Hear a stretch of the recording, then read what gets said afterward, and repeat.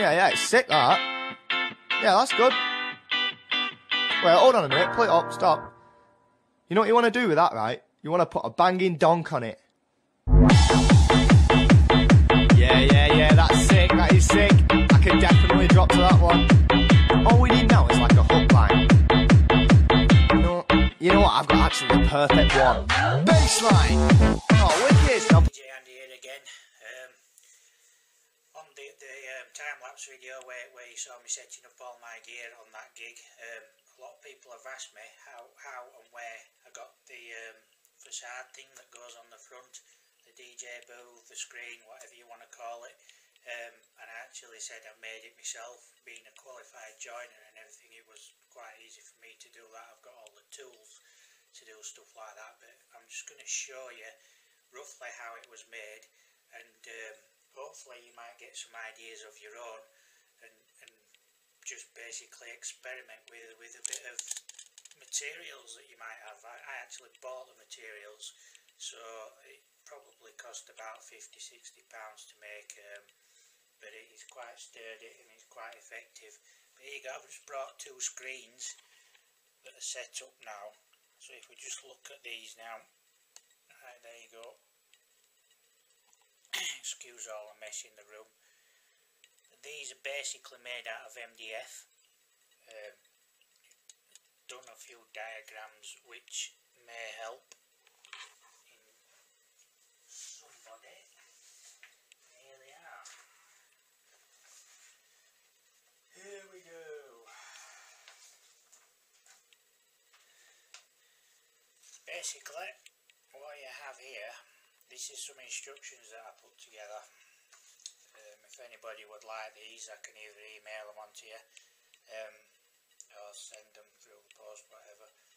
Anyway, this is an 8x4 sheet, or 240mm by 1200mm. It's cut into 4 sections like that. Now, some wood places will do that for you. The likes of B&Q, who have a cutting service, will be able to do that for you, and they're all 2 foot each wide, so you end up with 4 panels out of the 8 foot section there, which is basically what you just seen there, and the two panels here. There you go, that's 2 foot wide by 4 foot high. Now you can make this any sort of height you want, any sort of width you want. You could either make 4 foot panels or whatever you'd like, but I've done it that way for ease of packing up and everything. Once you've got them cut, then you have to sort of like make a frame, which is this easy.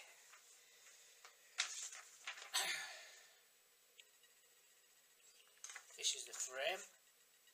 There you see. Basically you need to measure roughly, that's about 3 inch, which is the 3 inches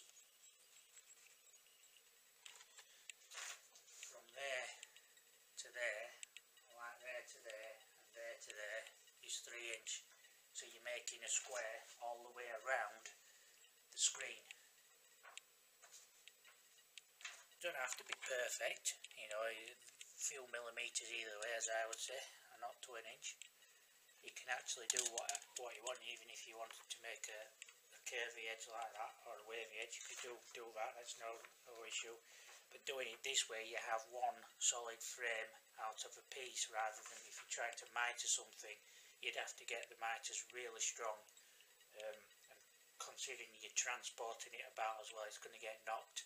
And obviously the drunk people at the parties and things like that are going to lean on it, so you need something a bit sturdier than mitering and things like that. It doesn't really work, to be honest, because if you dropped it, it'd just fall apart like a picture frame would do. So really I decided to make it out one full piece rather than trying to be technical and mitre it. Took a bit longer. Once you've actually got your line marked out on the paper, you can see you need to drill 4 holes in each corner, which should be there and there. I'll just show you on here at the end. So you're drilling a hole here and a hole here, and the same at the bottom. So you've got 4 holes. Then what you need to do is get your jigsaw, you know, a power tool, and you just cut in steadily across there, and the same all the way around until the piece falls out. Now the edges may be a little bit rough.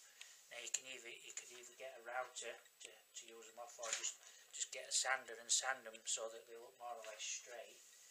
And once you've done that, you can get a router to round the edge off like that, or you can just use sandpaper to round the edge off. You need to take the rough edges off, in other words, because this MDF, it does tend to flare up and get bitty when you paint it. The same at the top there, because people will be putting their hands on that. I didn't round the edges off on the top, by the way. I just did the edges here and here. Now the panels in the middle, they're made out of the same principle as the framework. Is you're getting 8x4 sheets of, this is 12mm MDF. It's just what I had left in the shed after the job. But I'd recommend using 6mm or some plywood if you can get hold of some plywood. It's quite expensive, this plywood though, to be honest with you. You know, you can get offcuts from a local timber yard somewhere like that. Probably might be the best idea. They'll do them for a few quid each, no doubt. But these are 12mm MDF. I bought them in for a job, and the job got cancelled, so they were surplus to requirement, and they was in the shed getting damp. And as anybody knows, out MDF, once it starts getting damp, it's useless and no good to anybody. But basically, to do that one, I did a star configuration using various different sizes of hole saws and drill bits, spade bits, anything you've got to hand, and basically made the star configuration, as you can see.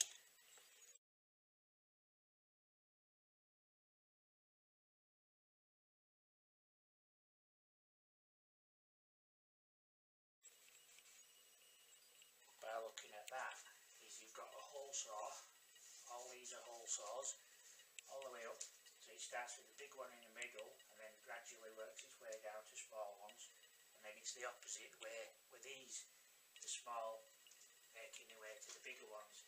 These other little holes are all just random size drill bits, and then using a countersinker, just countersinking them slightly, so that they give off a bit more light. There's the way I did it. If you can make sense of that, it's just basically you're forming a square in the middle and making sure that all these lines are central, so you can follow the lines, and then measuring each distance between each hole so it all looks equal, and then doing the same on all of them so they all look equal. The best way of doing it is to put all your sheets together. So say if you're making a 4 panel, is to pile them all up on top of each other, clamp them together, and then drill through all of them at the same time. Now I'd recommend you using a power drill for that rather than a cordless drill, because the cordless drills will just run out of batteries after each hole you're cutting, because the hole saws do tend to take a lot of strain on the drills. They're alright for doing 1 or 2, but if you're trying to drill through a lot of material at the same time, you'll be going for days and days and days. So you're better off with a power drill if you've got one with a variable speed on it. And please use safety equipment, you know, the goggles on the eyes, masks, ear defenders if you need them. This does get very, very dusty. I'd recommend, if you've got a garage, to use a garage, because that's probably the best place to make this, if anywhere, because it will get very, very dusty. But once you have made it all, it needs a good sand, and then it needs prepping for paint. Now obviously this is being used and used and used and used, so it's getting scratched. It's getting ready for another coat of paint anyway. So it all needs a good sand. This paint was like a silvery metallic is supposed to be for the edges, but I thought it would kind of make a difference for doing weddings and doing normal gigs, you see, because it does still look kind of the part for a wedding. The other thing is, you've really got to do the edges. Once you've painted it, keep sanding them, because the edges do get rough with the fibres in the MDF. So you've got to keep sanding and sanding to get it smooth, so there's no sharp edges on it, because obviously people put their hands on it, they'll catch them, and they will put their hands on it, trust me. Right, we're going to go to the back of it now. So we just turned it round, and we can have a look at the back. Now, it doesn't look that impressive, this, but this is just like lycra that I had left over. You just stapled it. It just covers the holes up. Once your light is shining behind that, it just gives you quite a good effect. You can use like the parkans or the mega bars. What I've started doing is using the lights on my system, pointing them down from the tripod onto the thing, and it still has the same effect. So it saves a lot of wiring. Now, what I will show you, if we can just drop this a bit closer, is the hinge. This is the hinge, and you'll have noticed in the other video that I actually slot them together. That's because they are drop and pin hinges. As you can see, there's the pin there, and there's the drop side of it there. So it's basically a male and female hinge that drop together. Now the trick is you have to put one side of the hinge higher than the other side, so that they're not meeting at the same point. So the top one there is going in, the bottom one should just slot in. Once you wind it up like that, so that's not going in, but never mind. But if you do that side of the hinge slightly higher than that one, that will ensure that you can get both the hinges slotted in, rather than trying to do them precisely. And just remember, screws don't go through the other side, so make sure you measure the screws before you do it. As far as I can tell, that's it for this. But as you can see, it just folds up like that, so you've got your two sections as like so, and it really does make an effective screen, and it is quite sturdy. And this is quite heavy. If you try to carry 4 pieces, it's like carrying a sheet of MDF on your own, so it is quite heavy. But the bonus side of that is when it's up and there, it's sturdy, so when people are banging into it, it doesn't fly about and go anywhere, because people have banged into it a few times, especially when they're drunk, as they do. Just so you know that the black is blackboard paint. They're just basically cheapest paint they had that were in black, and that's what I bought for it. Like I said, this is just silver. You can spray them and do anything you want, do any colour scheme you want. You don't have to do a circle, star section in the middle, just use your own imagination. You can even buy panels for like radiator covers and things that are already cut out if you want, but they are quite expensive to do that. There's a lot of work goes into stuff like that, so you can just experiment with your screen, do what you want really. But that's basically how I made it.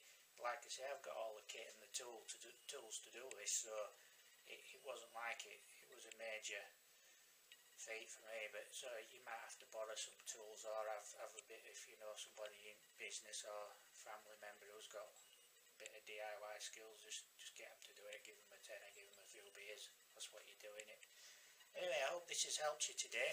This is DJ Andy signing out. See you later.